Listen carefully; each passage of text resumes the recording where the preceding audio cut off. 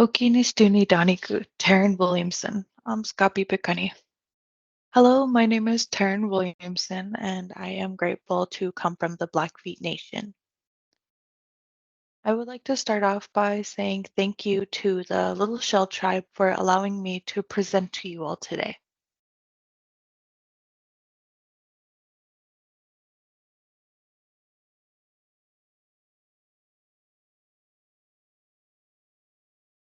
Here's today's presentation agenda. If you have questions, please wait. We will have time for questions during the discussion at the end. The beginning of the slide will sound repetitive if you've watched the previous presentation, but our information and our services haven't changed.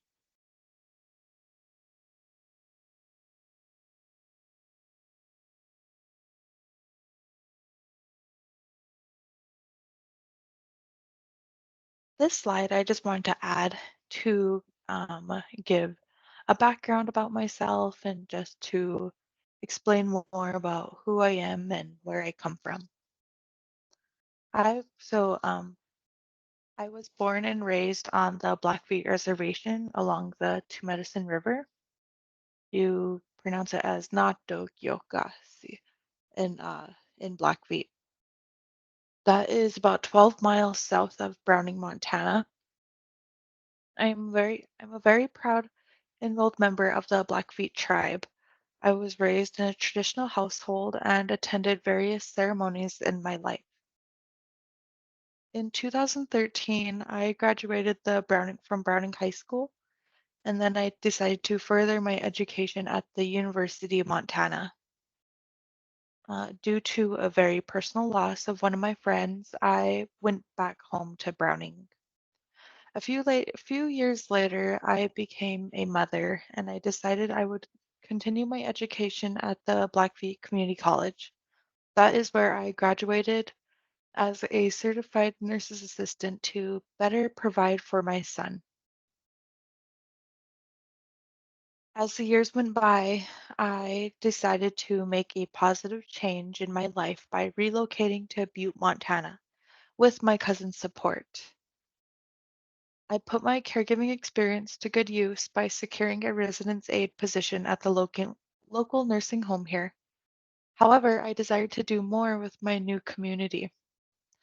I discovered the Butte Native Wellness Center and decided to explore any potential job opportunities. I became the medical receptionist, and then over time, I transitioned to become a care navigator before ultimately settling in as the cultural specialist as the beginning of 2023.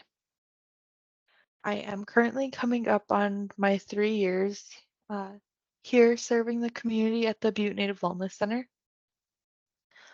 In the fall of 2024, I will begin my journey to earn my bachelor's degree and major in history and then minor in ethnobotany at the University of Alaska Fairbanks. This is to not only further my education, but to expand my career as a whole. In the later slides, I will describe what ethnobotany is and how it is viewed in today's world, along with herbalism and the definition of plants.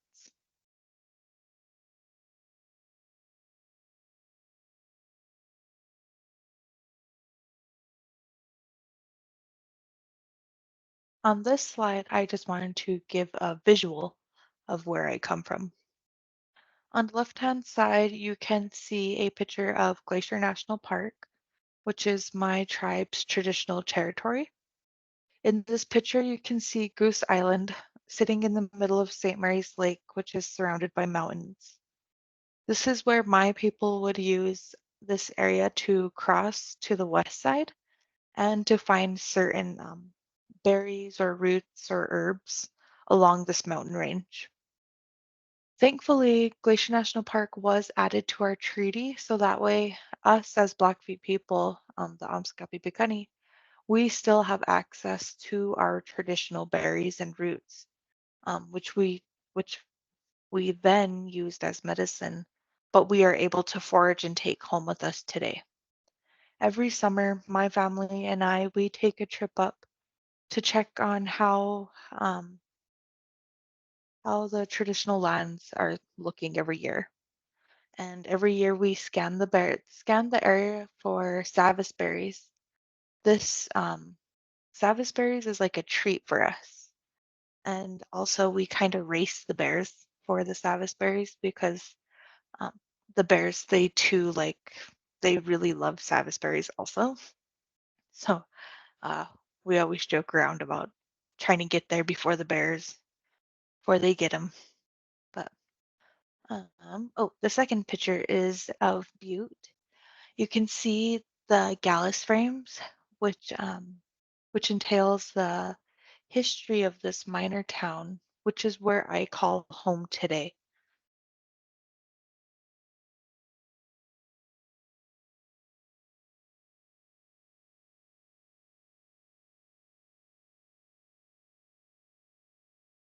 This is our Urban Indian Organization slide. I want to add this slide to show everybody which and where the UIOs are located here in Montana. An urban Indian organization is described as by the Indian Health Service as a nonprofit corporation located in an urban center with a board of directors. The board of directors are 51% American Indian or Alaska Native, and the primary purpose is to establish and manage an urban Indian health program and other associated activities that are outlined in Title V in the Indian Healthcare Improvement Act. There are around 41 UIOs across the nation, and as you can see by the list here, there are 5 of those reside in Montana. And then there's us, the Butte Native Wellness Center.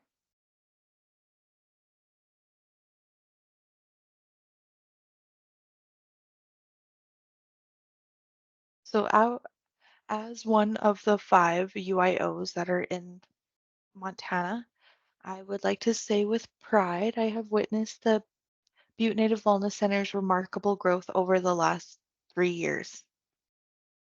Our cultural department has also accomplished so much in the last year. Our team's expansion, along with the growth of various departments, has only strengthened our commitment to better serving the Native community. I am grateful to be part of this team and for the unwavering support that each member provides. So what our clinic is we are a certified outpatient clinic that serves the American Indian and Alaska Native communities that are in Butte and the surrounding areas that include Dillon, Whitehall, Anaconda, and Deer Lodge. Our clinic provides primary health and wellness services such as mental health, substance abuse recovery, diabetes care, education and prevention, and other primary healthcare essentials. That is included with our cultural services. That is kind of what makes our UIO more unique than other UIOs because we do add that cultural aspect. Um,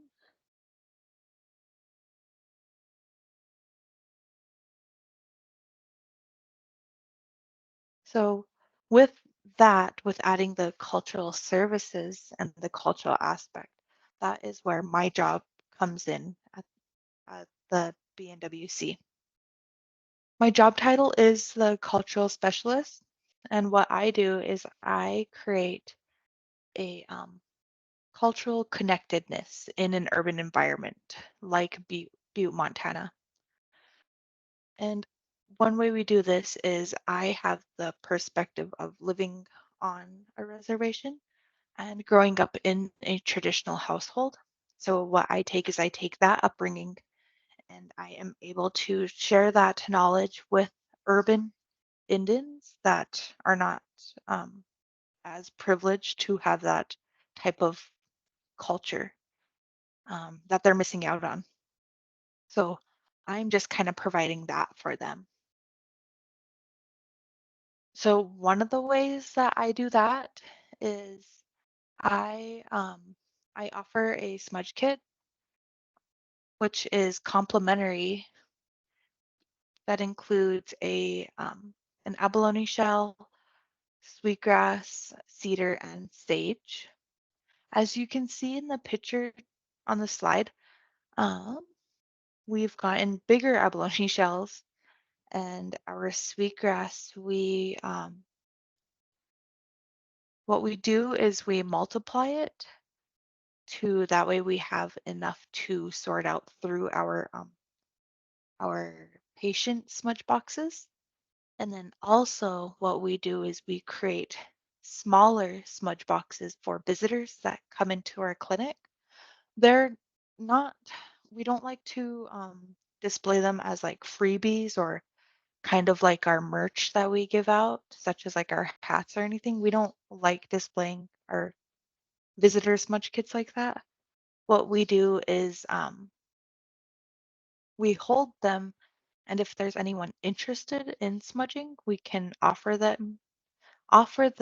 smaller, the little tiny smudge kits. I wish I had a picture, but I'll add it next time. But what we do is we offer that, and what I do is I like to ask them what what made them intrigued by asking for a smudge kit, and do they have a tribal background? I like learning like that from other people. So, but yeah, but our patients really do love our smudge kits. These smudge kits are also refillable once a month. What I also do with our patients, especially if we have ones that come in and they were told their whole life that they were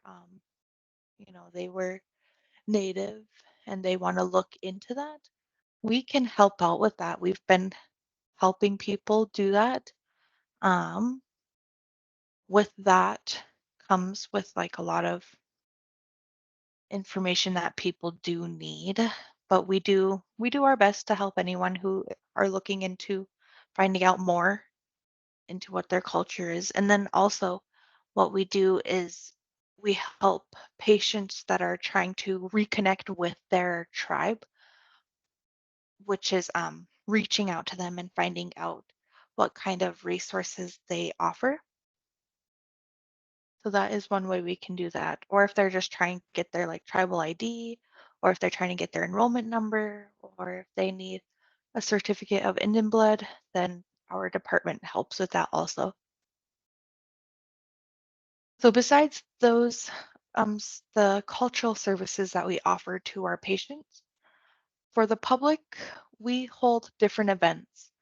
That includes our storytelling. We also have drumming. Um, And we have our herbal pharmacy, which I'm going to go into more detail. Before I do, I just wanted to bring up the other duties that I have here at BNWC. So as of right now, I am a backup for our registered nurse, Caitlin Gallagher, for the retina imaging. This is a process that's linked for diabetic retinopathy. I will also be assisting our psychiatric nurse practitioner, Hope Hollingsworth, with our newest project, which is Wellbriety and the Talking Circle. This is part of our recovery services. We are officially certified to conduct and facilitate those meetings. Wellbriety is what I like to describe as AA/NA for Native Americans.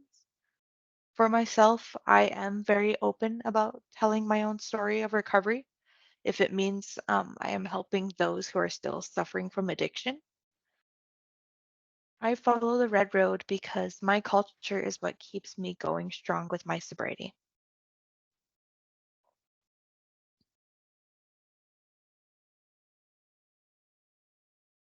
Okay,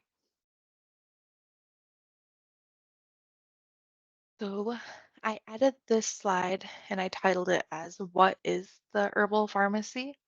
Um, Our herbal pharmacy is made up of 13 different herbs that coincide with Native American culture across the nation.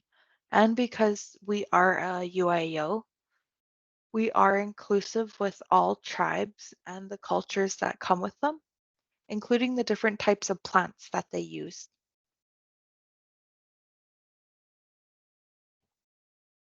As you can see by the list of herbs I have provided, you can see there is a variety, but this does not even scratch the surface of the different herbs that tribes use.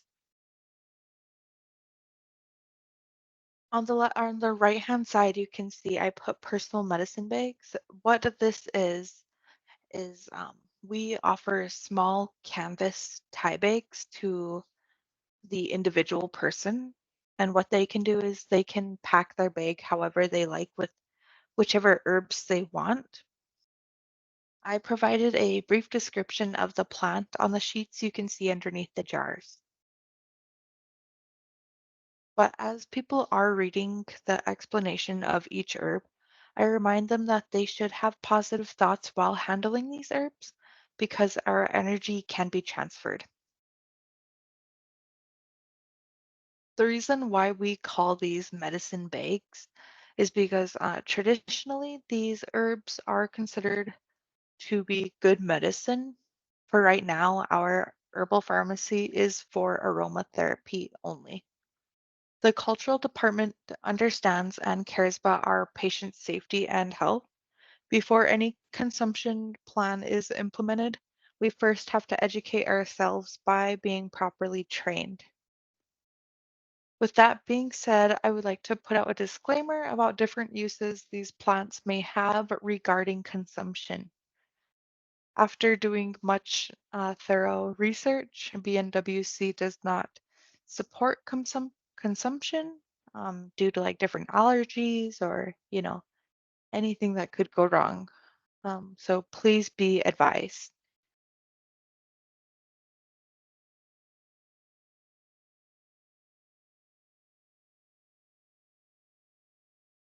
So before I explain why our herbal pharmacy was implemented, I would first like to mention how it all got started. A member of the Blackfeet community worked for Zero Suicide, which is a nonprofit organization that focuses on mental health and behavioral health. He came to our center and he introduced us to using traditional medicine to promote a better well-being, like using sweetgrass and sage and tobacco and cedar. He brought those to the table, and we thought it was a good idea because it tied perfectly in with our clinic that is native centered. I'm just very grateful for this individual for bringing this idea to us because he is a positive member of the Blackfeet community today, and he loves to see Native people strive. So um, we appreciate his contribution to the herbal pharmacy. All right, so why was it implemented? Um, as I was mentioning earlier, for Indigenous people, plants are considered sacred. And the herbal pharmacy, this is our representation of these ancestral plants and medicines. But what we did was create a interactive and hands-on experience, but with sanitary precautions in place. These plants do carry teachings that have been passed down for generations, originating from the indigenous people of this land. Each plant holds a symbolic and sacred meaning, offering a sense of protection and healing. What I like to compare our herbal pharmacy medicine bags is to compare them to the grounding technique because both practices correlate to promote mindfulness and to help reduce negative thoughts and feelings such as anxiety. I personally use my medicine bag for when I'm feeling stressed or overwhelmed. It just kind of helps me take time to be in the moment and to focus on just like the contents of my bag, um, which I use sweetgrass, sage, cedar, tobacco, and lavender. For me, um, the reason why I like to incorporate those is because the first four are considered the most sacred for a lot of tribes. I think all tribes. And lavender, I just like to add that because I like the scent and it really does help calm my anxiety. And I've always heard it's called woman's medicine, so kind of added that in there.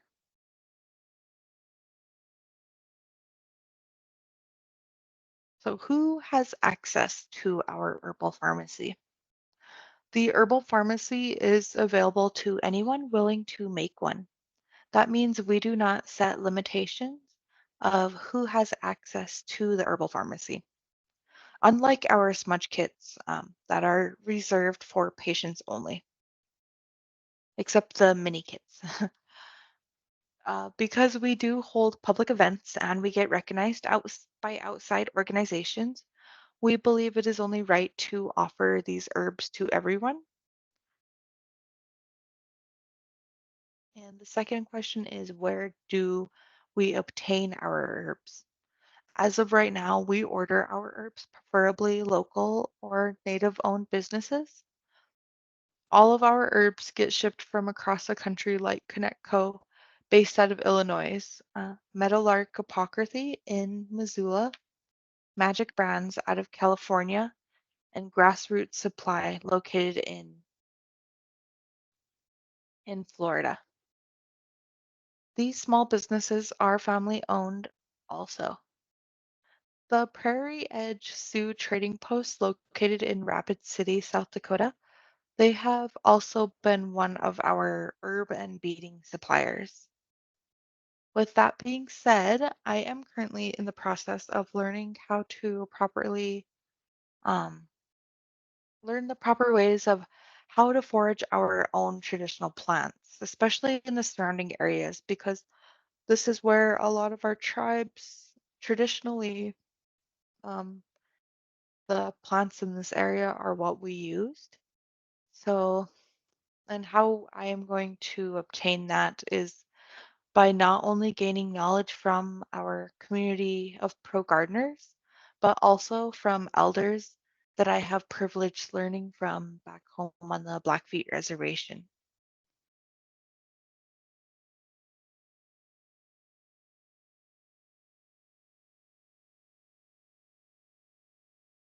So, plans moving forward with the herbal pharmacy. As our clinic grows as a whole, this gives our cultural department an opportunity to expand as well. Our first-hand experience at gardening last summer, or last spring and summer, was a successful one. I watched the clinic's garden grow a variety of different vegetables thanks to our registered dietitian, Amy Velk. She did a good job at getting everything together and she was able to have pro gardeners come and help us with different starters. I know that we grew like kale and bok choy, and there's this rhubarb. There's just all tomatoes, there's all different kinds. So during that time, our cultural department was gifted spirit germplasm sweetgrass starters, which I heard is always the best way to grow sweetgrass, is from starters, not from seed, um, which we did plant in our community garden bed. The sweetgrass did grow successfully, but due to the other grass-like plants that were constantly we were constantly having to weed out, we decided that before the plants went dormant, we took them out of the bed carefully, carefully identified them by looking at the roots, towards the root, seeing if they're purple, making sure that the rhizomes looked right, and we were identifying the blade of the grass, seeing if one side was shiny and the other side was kind of was rough looking. Once we start identifying that, we knew that, this is a sweetgrass. So what we did was we just kind of gathered it up and we got what we can and we put those into pots and we transported them down to a residential area, which is my supervisor's house. And we let the sweetgrass live there. That's where we let them go dormant. But this spring, my supervisor and I, we plan on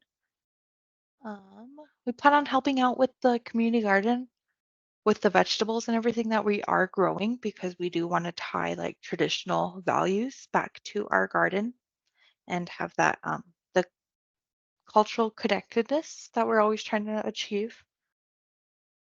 By that, we're doing like different wild strawberries, different things that we can utilize for the center.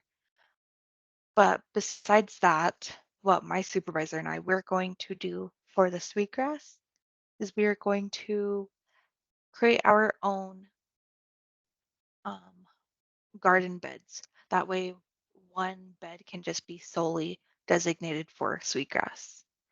And that's once we get room here at the center to start growing um, our own sweetgrass and our own sage, different things like that. Once we have that room, then we can start doing that type of planning. But for right now, we're just kind of growing where we can and collecting as much as we can. But with the reason why we are so confident in our decision is because of the different people who have helped us along the way. And it just kind of motivates us to provide for our community. It's our way of giving back.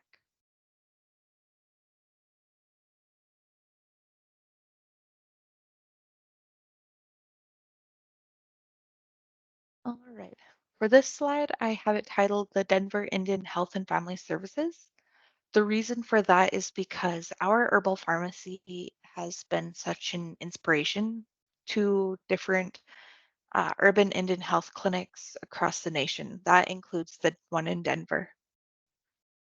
They were so influenced and moved by our project that it motivated them to put together their own herbal pharmacy project also.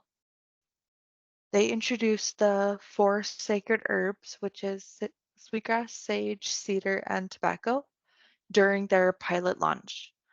The community was so excited about these medicine bags. Within a month, they provided 130 of those. BNWC was then featured in presentations for the National Council of Urban Indians. As time started to catch up with us, we were curious to see how the Denver's herbal pharmacy project was coming along.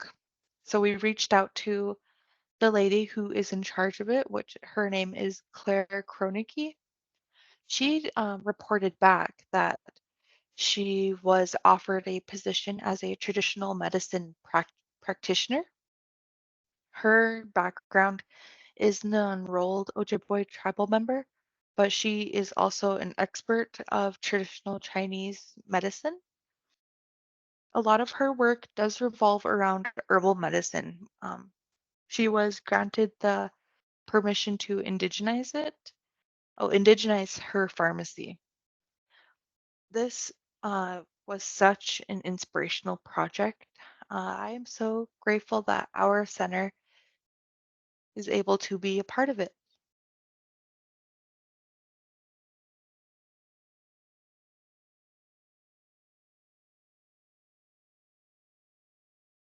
Okay, so I have this slide title as herbalism. Over the next few slides, I would like to go over herbalism, ethnobotany, and plants with just a brief description of each topic. Herbalism, This practice has been around for thousands and thousands of years, studying and practicing the medicine and therapeutic uses of plants, especially in alternative medicine. That is what herbalism entails. Most herbalists that prescribe herbal remedies, they have to have like a medical practitioner background that includes a degree and clinical hours. Other than that, anyone who is interested in herbal medicine or like herbalism, they can look into it without the prescribing aspect.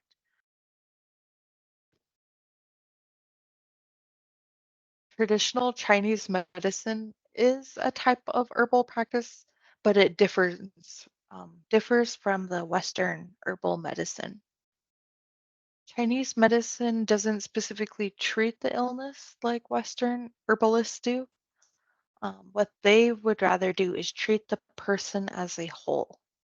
That how they do that is they reflect on the person's lifestyle and that's how they seek that ultimate balance to achieve a successful life.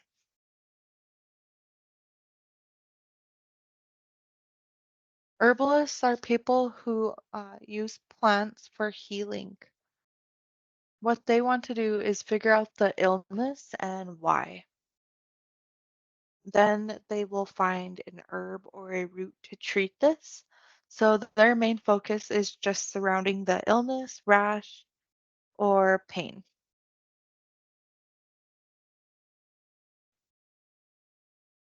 This is important to remember as I go over ethnobotany in the next slide.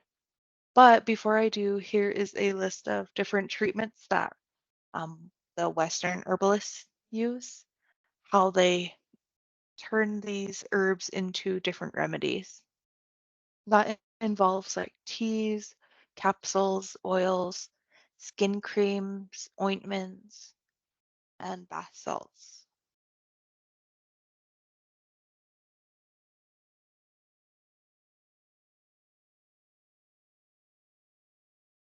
Ethnobotany.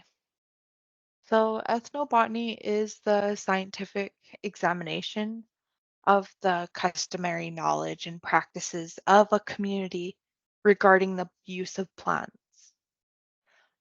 So in more simpler terms, the it's just the indigenous knowledge and how and why we use the plants that we did for not only medicine, but for literally everything in our lives. When it comes to Native people and utilizing plants, we would not only use it for medicinal purposes, such as curing an infection or a really bad cough.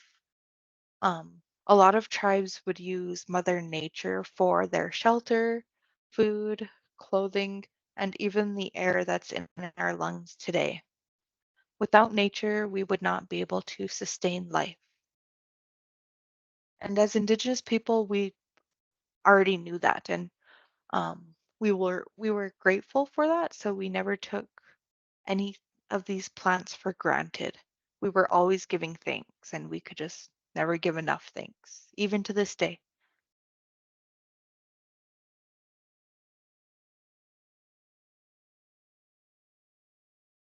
So during our Supper and Stories event, I tell different stories from different tribes, and most often I include a creation and a trickster story. The reason for this is uh, because every story either has a life lesson or how something was created, such as different trees and berries to help us survive on this earth. There's all kinds of stories. I was told different Napi stories growing up. My favorite is Napi and the Quaking Aspen. It's a quick story that I'm just going to share just to give you an example of what our trickster slash creation stories entails.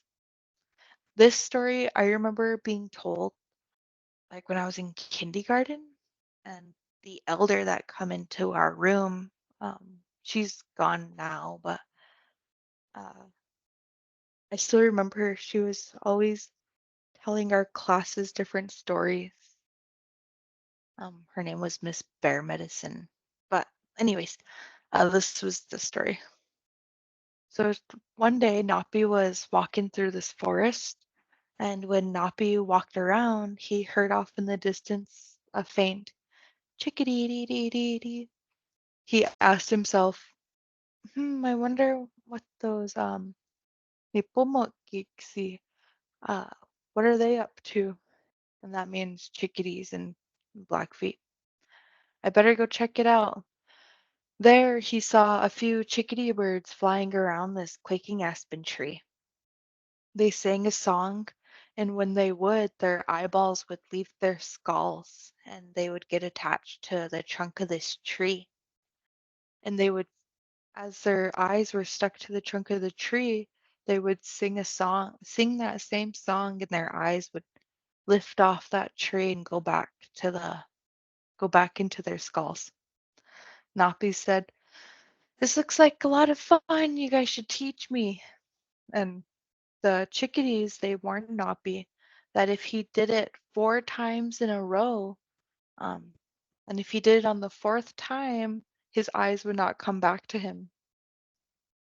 But just like Napi's character, he did not listen. And if you guys know anything about tricksters, they're tricksters. But uh, anyways, on the fourth time of Napi singing that song and watching his eyeballs leave and get stuck to the trunk of that tree, he began to sing that song that the chickadees taught him.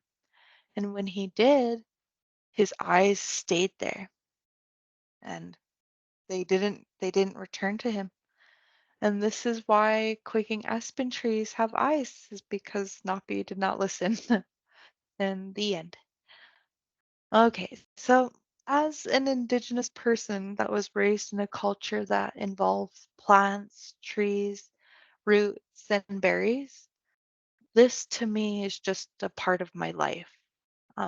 This is where our indigenous generational wealth uh, comes from, especially in this specific knowledge. I teach my son what I've been taught, and he's going to teach his children what he's been taught, and it creates a cultural ripple effect that can only grow if we as people comprehend the value and importance of these plants.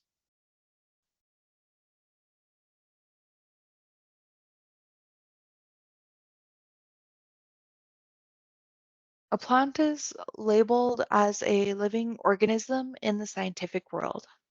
The reason why they are considered living is because they thrive in an environment that contains soil and water. They go through a process known as photosynthesis. This helps them grow their stem, leaves, roots, and flowers, everything that makes up a plant just by using the rays of the sun. Just like how you and I are breathing living beings, so are plants, trees, and shrubs. The plant kingdom can be broken down into a classification that involves species, genus, family, order, class, and division. This helps scientists and anyone interested in plants to understand exactly what type of plant they are studying. The species of a plant is important to identify as it can lead into varieties of plants, which are just types of plants found within a certain type of species. For example, during the first presentation, I discussed sweetgrass, which is a species of the grass family, and spirit germplasm sweetgrass is a variety in the sweetgrass species. Learning about plants and understanding how important they are can help our ecosystem and sustainability when it comes to natural resources.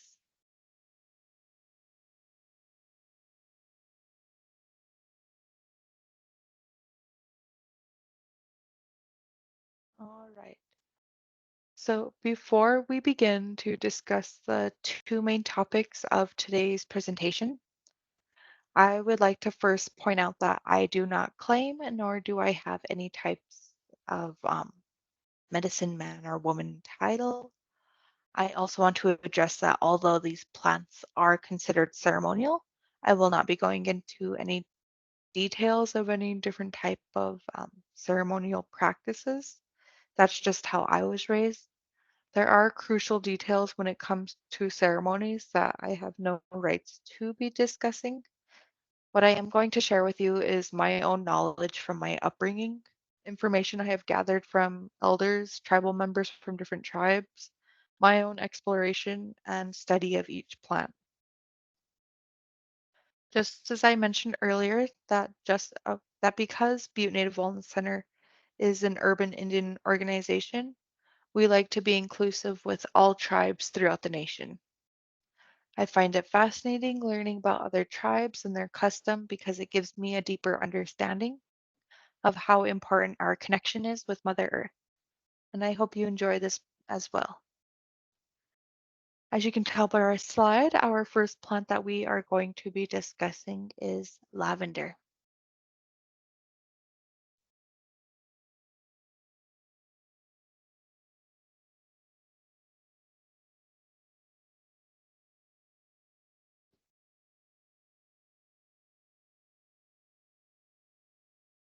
So lavender is described, well, before we begin discussing the plant lavender, the reason why I wanted to add this slide is because I want to go over the history of lavender. Because after my research, it is uh, necessary to understand where this plant comes from. So lavender is described as having bluish slash purplish flowers that grow in a very small evergreen shrub. The very distinct smell and look is recognizable. As I began my research on this, I was completely dumbfounded when I found out that lavender is actually from the Mediterranean and Europe. Just like other plants, lavender was brought over during the colonization era. The reason why this plant was brought over is because this plant has been used since ancient Roman and Egyptian times. They would use it for antiseptic. They would cook with it. They would wash with it. They would repel insects with it. And they would even dress their wounds with them. While lavender is considered one of the oldest perfumes in England, they thought of this plant as a protection against the infectious Great Plague in 1665. That they had claims that this herb to cure them. While I was researching that, I stumbled across a dress called the plague dress. This it's from the 17th century and it has traces of the DNA of the bubonic plague on it. Um, the, the bacteria is killed.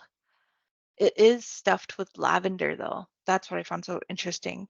Um, you can see in the picture it's like has it all like on the neck part and like in the arm, like the sleeve part. It's just full, like stuffed with lavender.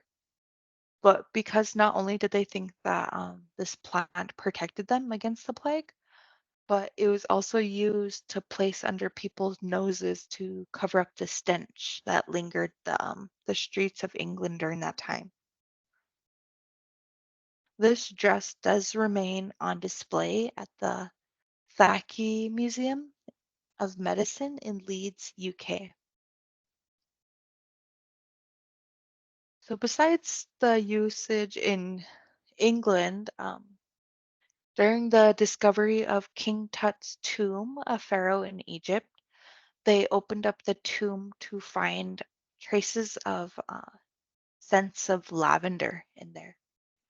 And although this plant was brought here by settlers, the indigenous people found a way to make use of it.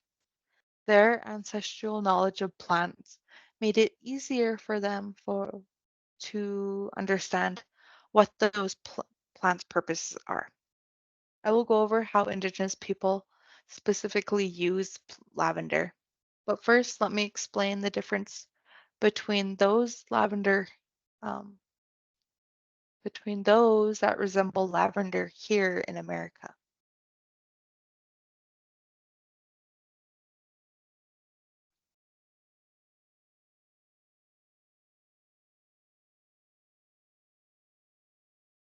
Lavender species. There are all kinds of lavender that grow all over the world. So far, 45 species have been discovered with 450 varieties. Scientists still speculate that there are still more to be discovered. Among those 45 species, there is still one that stands out amongst the rest. That is the English lavender species. The scientific name is Lavandula angustifolia. I asked myself, why is this one so special? And after some research, I found out that the specific species has the highest ranked boosted aroma compared to other lavender species. The products you buy today most likely contain extracts of English lavender. There are three types of varieties of lavender that are able to sustain life here in Montana. Those are the Munstead lavender, the Hydcott lavender, and the French Grosso lavender. These are all varieties of the Lavandula augustifolia, or the English lavender. That there's actually a lavender farm up in the northwest region of Montana. I want to say it's by the Eureka or the Libby area. One plant that resembles lavender but does not have the smell of lavender is hyssop. Under the University of Montana's Ethnobotany Garden, hyssop is listed under the Northern Cheyenne tribe. This means that they have utilized this plant as either food, medicine, or a tool. It does not specifically say what this plant is used for, but it does resemble lavender very much, right down to the way it grows in bush form. But hyssop is not part of the lavender species.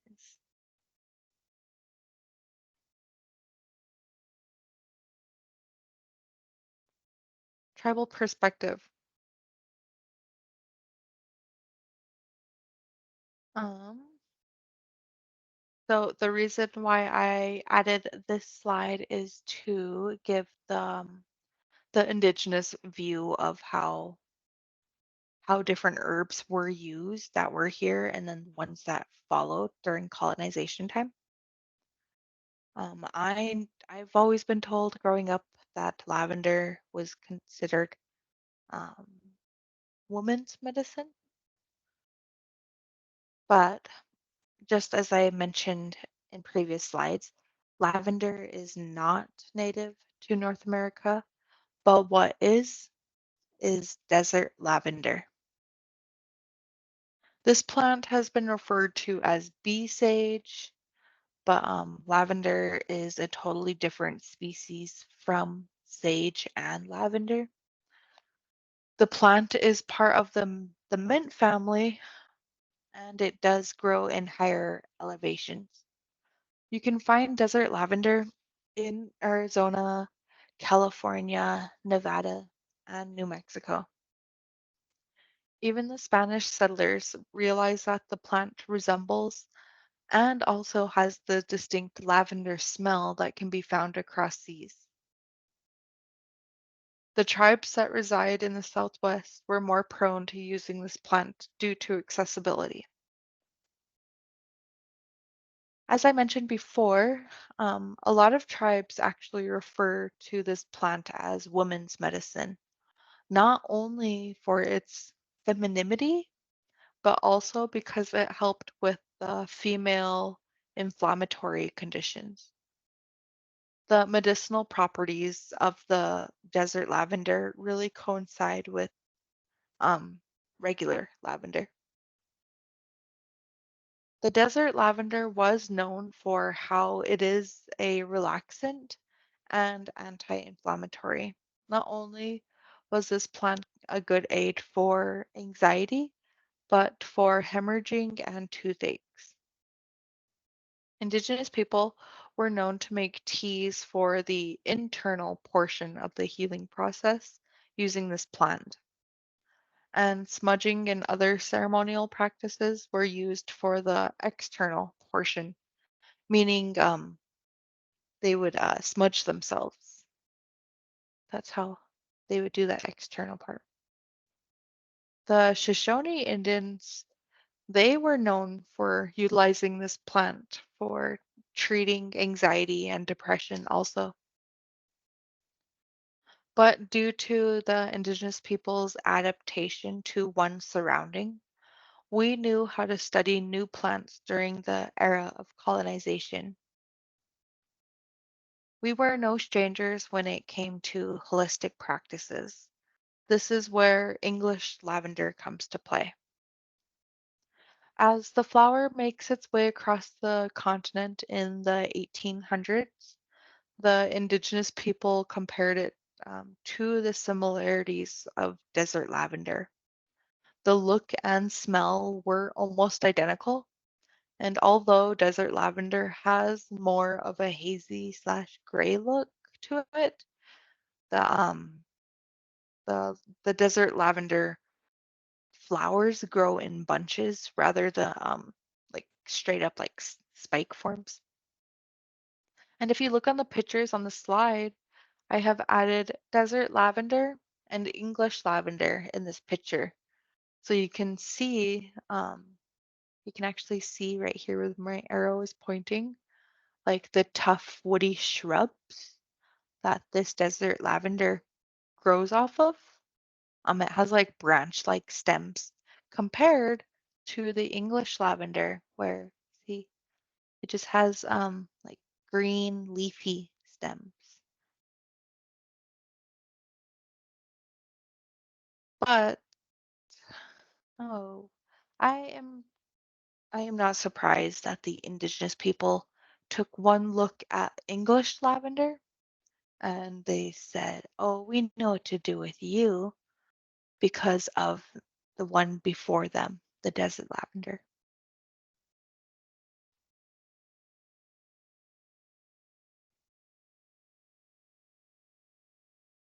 Here I have added this slide to show the scientific portion of plant classification.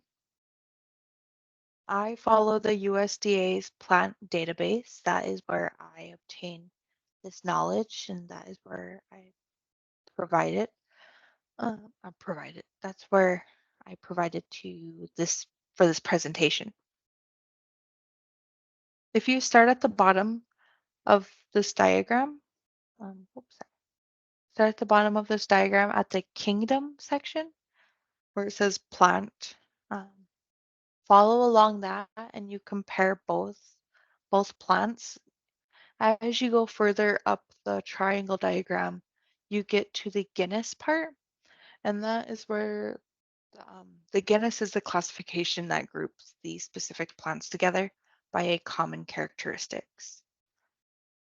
The way these plants grow is how they differentiate the two. Desert lavender grows in, like I mentioned in the previous slide, the tall woody bush-like shrub with the branch-like stems, rather than the English lavender that grows in the smaller shrub with the greener stems. The color is also more vibrant on the other lavenders compared to desert lavender. So on the scientific side, this is just what the two plants look like in diagram form.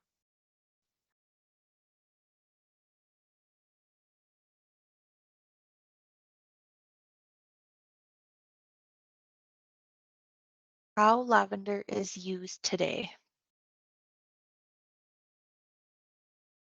So as you can see in the slide with the picture of the hand and the lavender inside of the palm, that is what we use for people to use inside their medicine bags in our herbal pharmacy.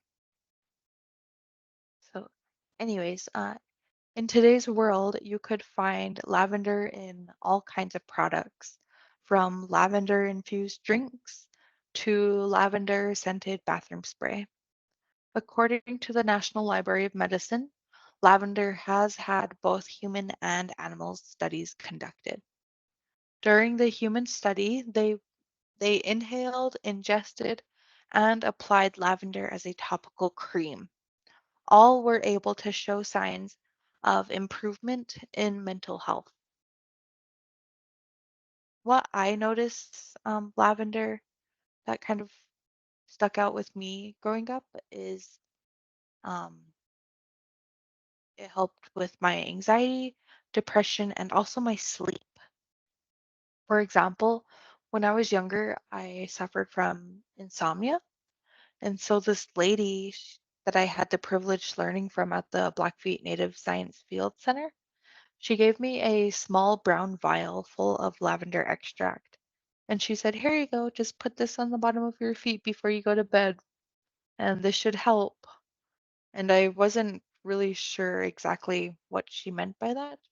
So that night, I took a couple drops and I put them on the bottom of my feet, and then I got ready for bed, and I felt more relaxed than usual, relaxed enough to fall asleep.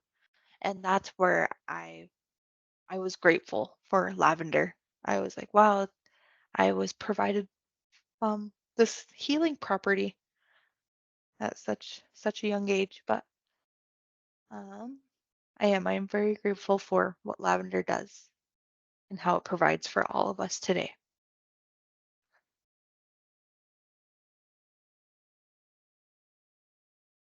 All right. Our next plant we will be discussing is mint. Just like lavender, mint is also very recognizable herb. This is still that is still being utilized in today's world.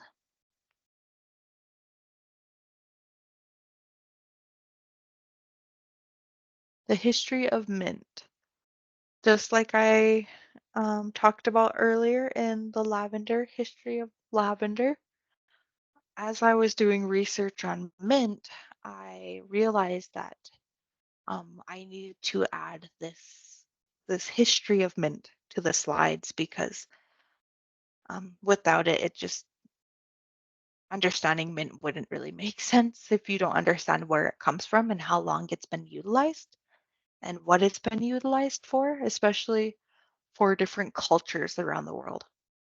But, anyways, this herb has been used and has been around for more than 3,500 years. There are between 13 to 24 different species of mint around the world. Peppermint and spearmint were the two main types of mint to be used with many different cultures. Just like lavender, ancient Egyptians, Greeks, and Romans were able to put mint to use. The pyramids that date back to 1000 BC, located in Egypt, had dried leaves of peppermint found on the inside. Um, Greeks and Romans, they believed that the leaves carried some sort of power.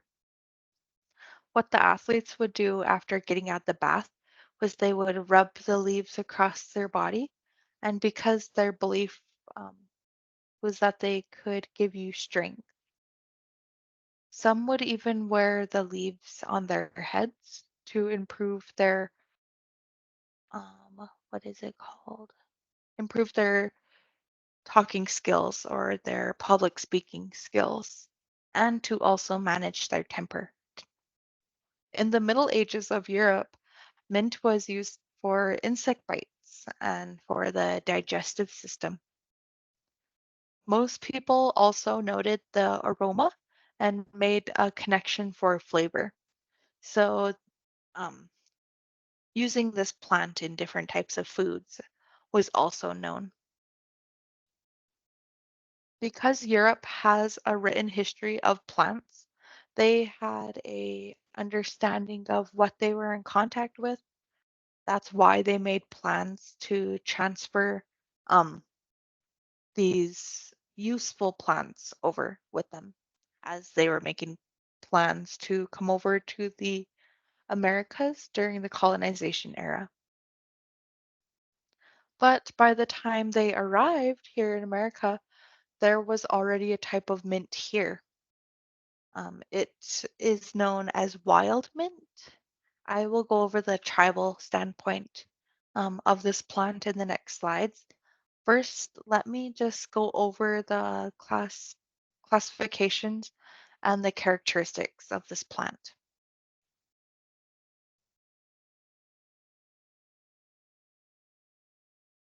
Here is the USDA's plants database information for wild mint. The information you can gather while looking at the diagram is quite a bit, but it is valuable information when describing or classifying a plant. The way scientists classify plants is by studying how this plant grows. What kind of climate does this plant live in? The structure, the leaves, everything. That's just how they classify plants. One random fact is that there are 369,000 species of flowering plants alone. Mint and lavender are part of that group.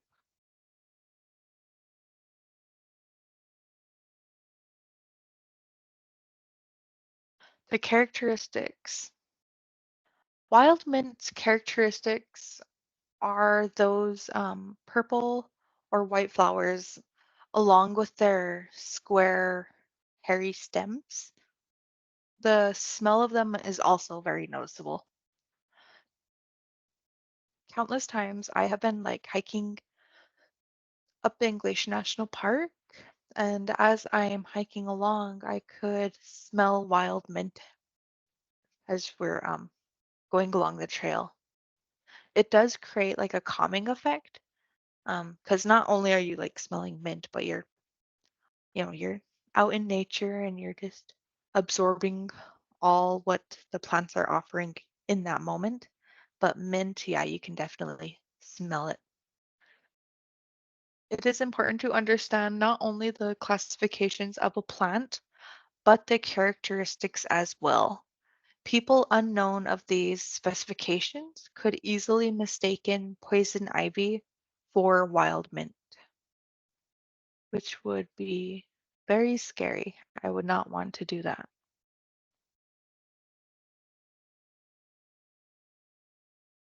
Our next slide is the tribal perspective. Oh, I forgot to add a little mint in the corner. Oh well. So the indigenous people, we're known for our expertise in healing with traditional medicines, such as the plants that grow here on Earth. When it comes to wild mint, the indigenous people either chewed the leaves and turned it into like a concoction that was made up to rub on one's body for soreness or inflammation. Teas were also another common way wild mint was utilized. There were several tribes that used wild mint for medicinal purposes. The Ojibwe people would brew this plant into a tea for a remedy, and it was also used to treat blood. The Kootenai tribe, they would use wild mint to treat rheumatism and arthritis. Chewing leaves and rubbing them on themselves is what the Cheyenne tribe would do to create a perfume.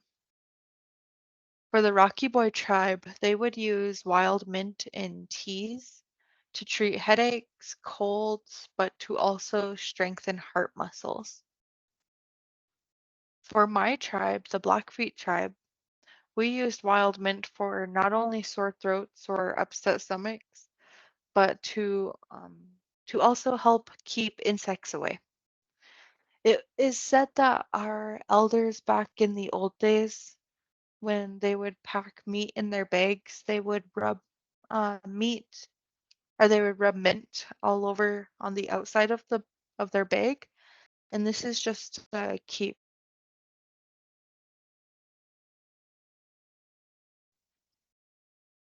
But they would also rub it on their meat to season their meat also. So everyone can learn how indigenous people uh, utilize these plants in their everyday lives.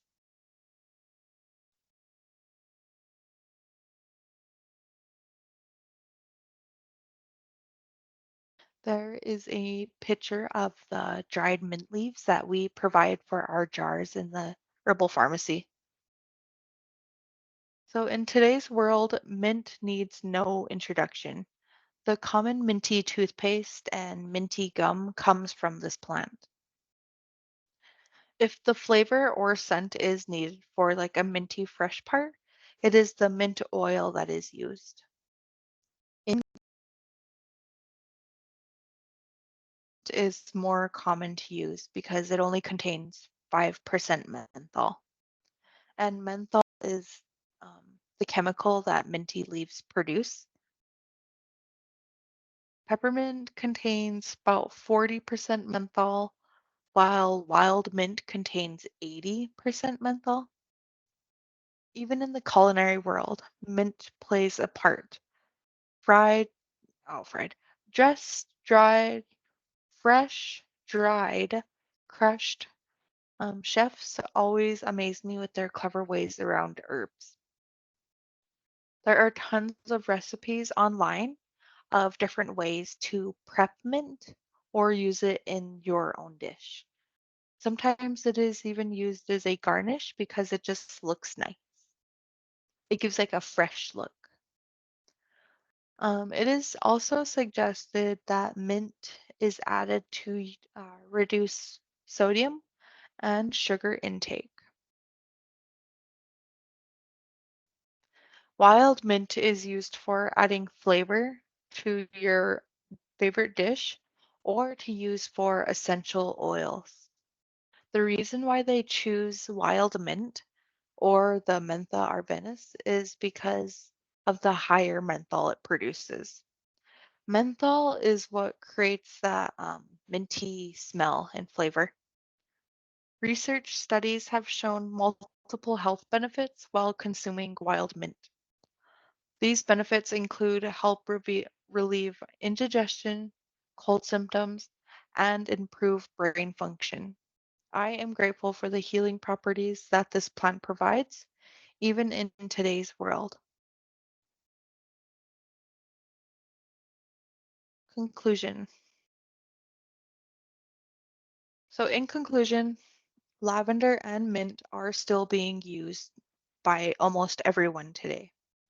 Types of lavender and mint have been brought over during the colonization era, but there are a type of lavender and mint that are both native to North America. Aroma of lavender is said to rid anxiety and depression, while consuming mint could improve brain functions that support mental health. The native perspective on plants should be taken into consideration whenever handling traditional plants or herbs or trees. Native people believe these plants have spirits and are a gift from Creator. The reason why I want to add this slide is because we can all learn something from plants. And you don't have to be native or from a certain tribe in order to give the respect these plants deserve. Thank you.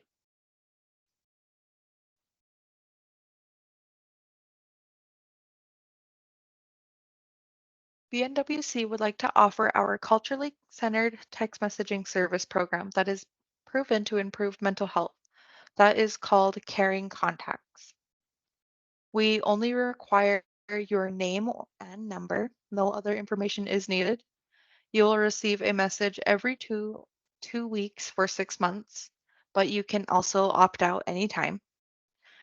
You do not need to be native to sign up. It is available for everyone.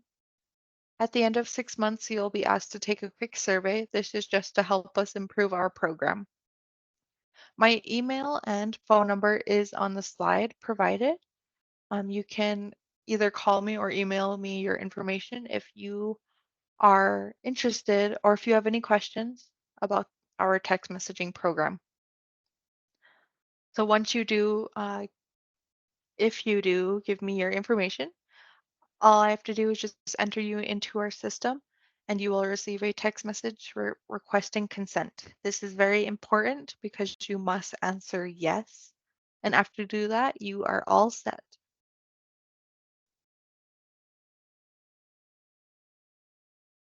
As I mentioned at the beginning of our presentation, we hold weekly and monthly events. Here is a list of dates and times. I am just going to do a quick summary of each event we hold in no particular order. Our first event on the event flyer is the Indigenous Meal Pickup at BNWC. This is held every Thursday from 9 a.m. to noon to 1 to 4. It does provide a culturally indigenous centered meal, which has like traditional foods in it, and it is diabetic friendly. It is very nutritious and delicious.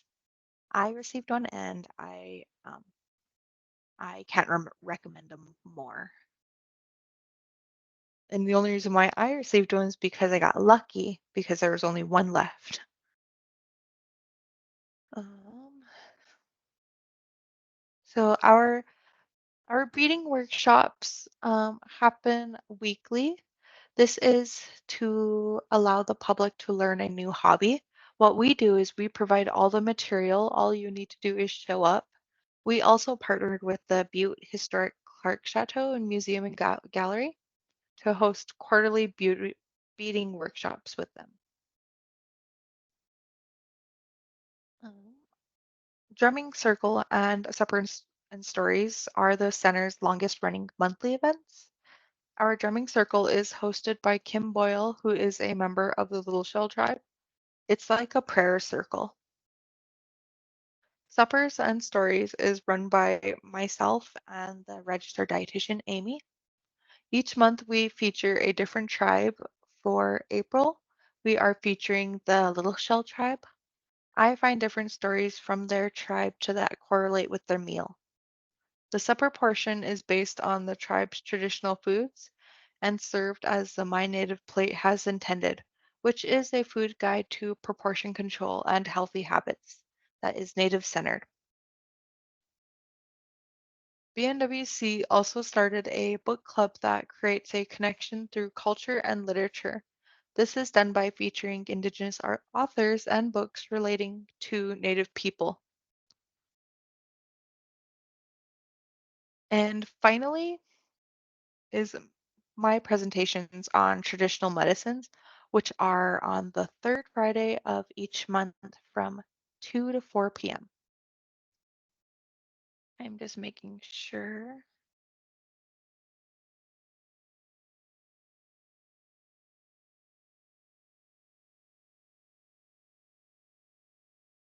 All right. And if you do have any questions or comments, you can email me. And if you can find my email on the caring contact slide.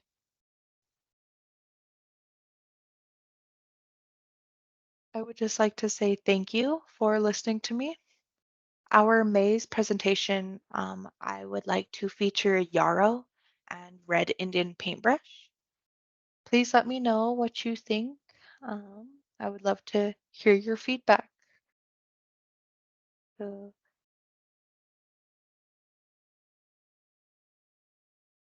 Ikaramatsun. That means see you later.